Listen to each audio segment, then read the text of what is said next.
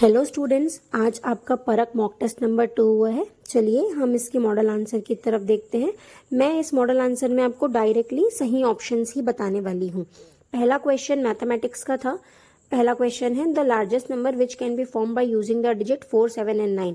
हमें सबसे बड़ी संख्या बनानी थी, तो सबसे बड़ी संख्या हमें सामने दिखाई दे रही है, जो कि है option number B 974। Question number 2 है 869। The number return on the bucket is 869। 869 को जब हम इंग्लिश में बोलेंगे तब ये हो जाएगा 869, जो कि है आपका ऑप्शन नंबर सी।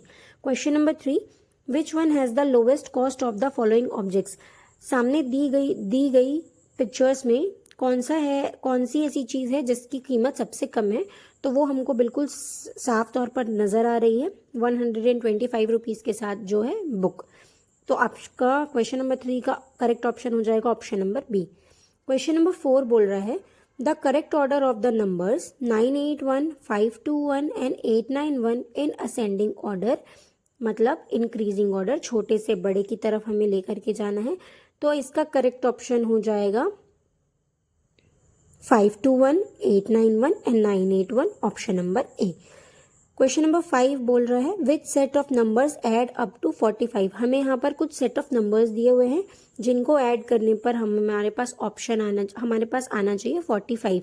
तो ये साफ साफ हमें नजर आ रहा है कि ऑप्शन नंबर जो सी है वहां पर हमें 4 10 दिख रहे हैं और 5 1 दिख रहे हैं। जब हम इन सबको ऐड करेंगे तो हमें टोटल नंबर जो मिलेगा वो होगा 45। Question number 6, there are 217 pens in सुजाता's shop. After giving 25 pence to customer, the remaining pence in her shop will be. Sujata की दुकान में 217 पेन्स है, जिसमें 25 पेन्स बेचने के बाद उसके पास कितनी पेन्स बचेंगी, तो उसके पास टोटल जो पेन्स बचेंगी वो होंगी 192। क्वेश्चन नंबर 7 पे देखते हैं what is the total number of mangoes in the following pictures. हमारे सामने एक पिक्चर दी हुई है जिसमें मैंगोज है और उन मैंगोज की टोटल संख्या है 20। अब सामने जो ऑपरेशंस दिए हुए हैं उसमें है 5 divided by 4, 5 multiplied by 4, 5 divided by 4 and 5 minus 4। Sorry, मैंने गलती से प्लस को डिवाइडेड बोल दिया। तो इसका करेक्ट ऑप्शन हो जाएगा option number B 5 multiplied by 4, क्योंकि जब हम 5 इंटू 4 करते हैं तब जो हमारे पास आंसर आता है वो होता है 20। क्वेश्चन नंबर 8 को देखते हैं। 8 क्वेश्चन में टोटल 16 बनानाज है और हमें ये तो साफ तौर पर नजर आ रहा है कि ऑप्शन नंबर ए जो है वो है 16। तो करेक्ट आंसर हो जाएगा इसका 16। Question number 9, if there are 400 children in the school and 150 of them are girls then the number of boys is. अगर एक स्कूल में 400 बच्चे हैं जिनमें 150 जो संख्या है वो बच्चियों की है, तो नंबर ऑफ बॉयज कितने होंगे। तो 400 में जब हम 150 को माइनस करेंगे तो हमारे पास 250 बचता है। तो करेक्ट ऑप्शन हो जाएगा option number D 250। Question number 10, arrange the numbers 678, 786 and 867 in descending order. इसके पहले वाले क्वेश्चन में हमने इंक्रीजिंग मतलब छोटे से बड़े की तरफ जमाया था। क्वेश्चन नंबर 10 में हमें बड़े से छोटे की ओर जमाना है। तो इसका करेक्ट ऑप्शन हो जाएगा 867, 786 एंड 678, जो कि है आपका ऑप्शन नंबर सी। चलिए अगले क्वेश्चन की तरफ बढ़ते हैं। Question number 11, in the sequence of numbers 358, 359, 360 the next number is. तो इस सीक्वेंस में जो अगला नंबर होगा वो हो जाएगा बेटा ऑप्शन नंबर बी 361। तो इसका करेक्ट आंसर है option number B 361। Question number 12 बोल रहा है the appropriate unit to measure the distance between two cities is. किन्हीं दो शहरों के बीच की दूरी नापने का सही इकाई कौन सी होती है। तो किन्हीं दो शहरों के बीच की दूरी नापने की सही जो इकाई होती है, सही जो यूनिट होता है वो होता है किलोमीटर। तो करेक्ट ऑप्शन हो जाएगा option number A. Question number 13, the appropriate unit to measure the length of a room is. किसी एक कमरे की लंबाई या चौड़ाई को नापने का सही इकाई या सही यूनिट क्या होता है, तो वो होता है मीटर।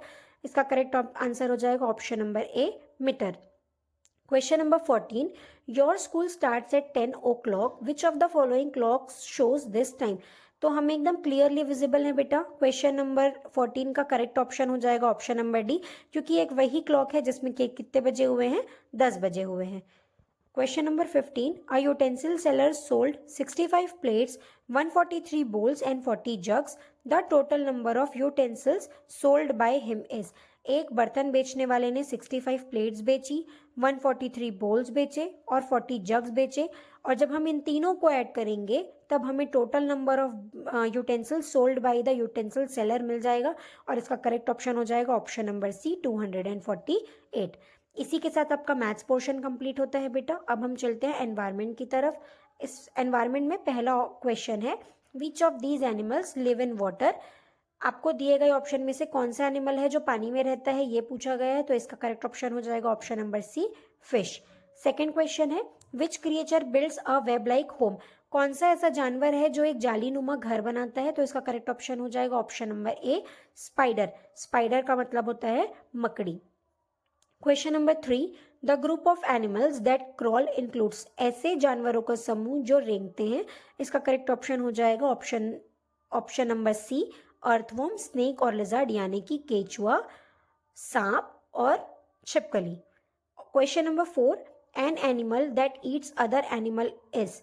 एक ऐसा जानवर जो दूसरे जानवर को खाता है, तो इसका करेक्ट आंसर हो जाएगा ऑप्शन नंबर डी लायन।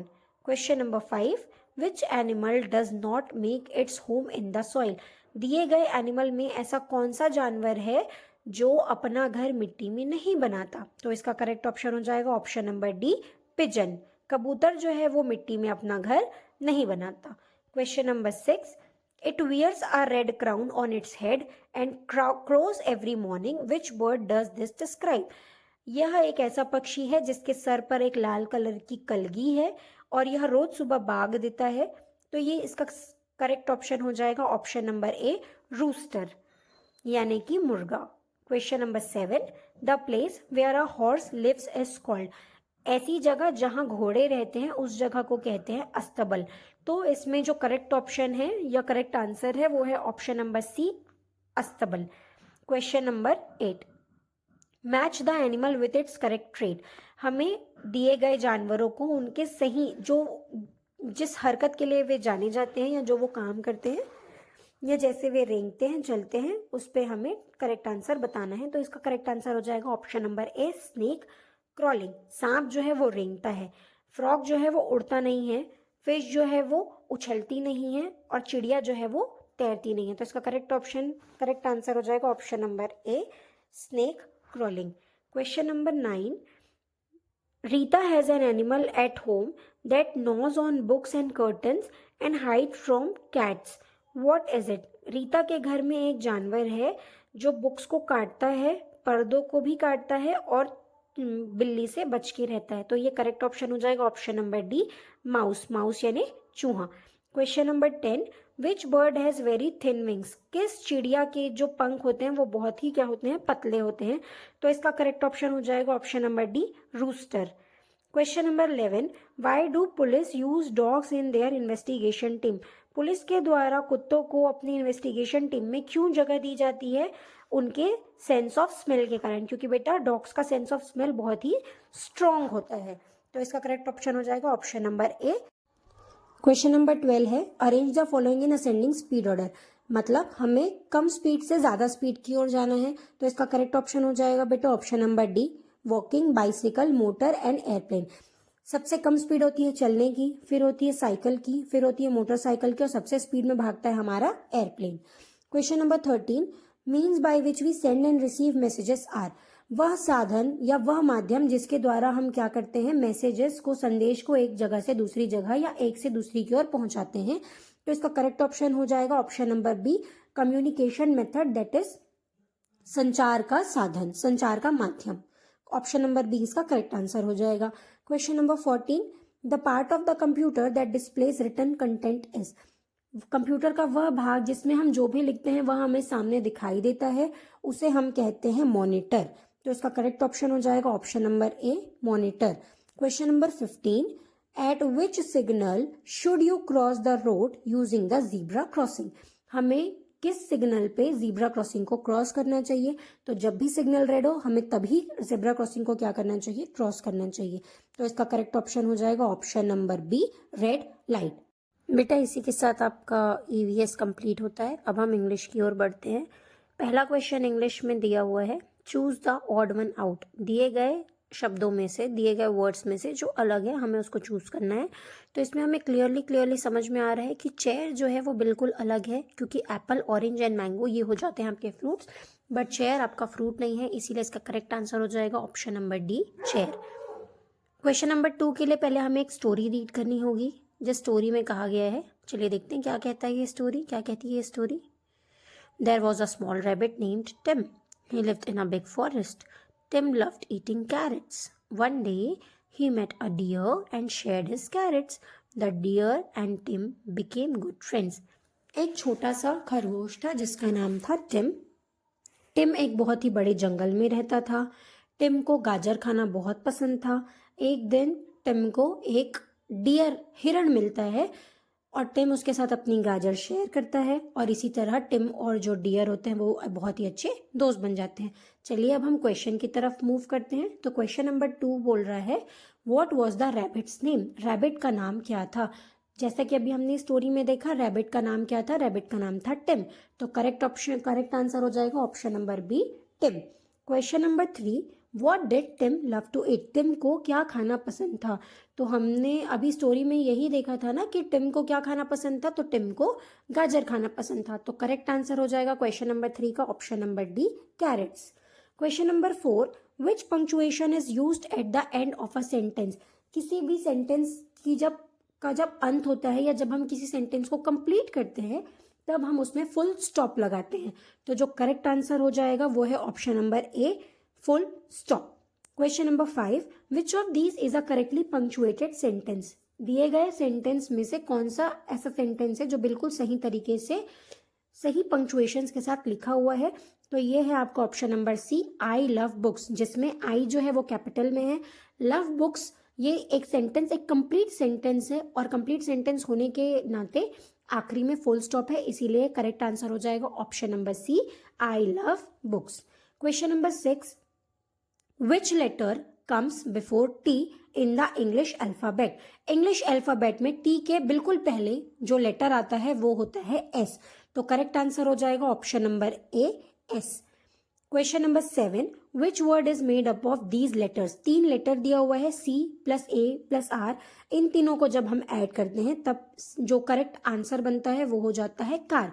तो 7 क्वेश्चन का करेक्ट आंसर हो जाएगा कार, जो कि है option number 1। Question number 8, fill in the blank, the dash jumped over the fence. तो इसमें जो ब्लैंक है उसमें आएगा the dog jumped over the fence. जो डॉग है वो फेंस के दूसरी तरफ छलांग मारकर चला गया। Question number 9, what is the opposite of big? Big का उल्टा क्या होगा? तो बिग का उल्टा होता है small. Option number D is the correct answer of this question. Question number 10, stars shine at, तारे जो हैं वो कब चमकते हैं? क्या वो दिन में चमकते हैं? क्या वो सुबह सुबह चमकते हैं? नहीं, तारे जो हैं वो हमेशा रात को चमकते हैं, इसीलिए इसका करेक्ट आंसर हो जाएगा option number D, night. Question number 11, God dash you. आप सभी बच्चों को आपके टीचर्स जरूर से बोलते होंगे गॉड ब्लेस यू। तो अब इसका आंसर तो मैंने ऐसे ही बता दिया, इसका करेक्ट आंसर हो जाएगा गॉड ब्लेस यू। ब्लेस कहां पर लिखा हुआ है? तो ब्लेस जो है वो ऑप्शन नंबर बी में लिखा हुआ है। तो क्वेश्चन नंबर 11 का करेक्ट आंसर हो जाएगा option number B, bless. Question number 12 देखते हैं, what is the purpose of a recipe? किसी भी चीज को, किसी भी व्यंजन को बनाने की जो विधि होती है वो क्यों होती है? ताकि हमें उस क्या पता चल जाए, कुकिंग के स्टेप्स पता चल जाए। तो क्वेश्चन नंबर 12 का जो करेक्ट आंसर है वो है option number C, to give cooking steps. Question number 13 की ओर बढ़ते हैं, complete the sentence, I like to play. मुझे खेलना पसंद है। मुझे क्या खेलना पसंद है? तो ये जो 4 ऑप्शन दिए हैं इसमें खेलने की तो सिर्फ एक ही चीज दी हुई है जो कि है टेनिस। तो इसका करेक्ट ऑप्शन क्या हो जाएगा? Option number A, tennis. Question number 14, choose the correct word. दिए 4 वर्ड दिए हुए हैं और उसमें जो करेक्ट एकदम बिल्कुल सही शब्द है वो हमें चूज करना है। तो वो हो जाएगा आपका ऑप्शन नंबर सी, 1000, क्योंकि 1000 की स्पेलिंग क्या होती है? THOUSAND। तो इसका करेक्ट आंसर हो जाएगा ऑप्शन नंबर सी, 1000। अब आते हैं हम क्वेश्चन नंबर 15, जो कि हमारा last question, choose the correct word. इसमें भी हमको सेम करेक्ट शब्द का इस्तेमाल करना है। इसमें आपको जो वर्ड दिया हुआ है वो है ब्यूटीफुल, और ब्यूटीफुल का करेक्ट वर्ड जो होता है, करेक्ट स्पेलिंग जो होती है वो होती है BEAUTIFUL। ये जो दिया हुआ है ये आपका दिया हुआ है बेटा ऑप्शन नंबर डी में, तो 15 का करेक्ट आंसर हो जाएगा option number D. I hope आप लोगों ने ये एग्जाम बहुत ही अच्छे से दी होगी। आने वाली और भी एग्जाम्स है, आपकी नेक्स्ट एग्जाम है 29 नवंबर, और आपका जो मेन एग्जाम होगा वो हो जाएगा आपका 4 दिसंबर। तो इसकी अच्छे से तैयारी करिए। All the best dear students.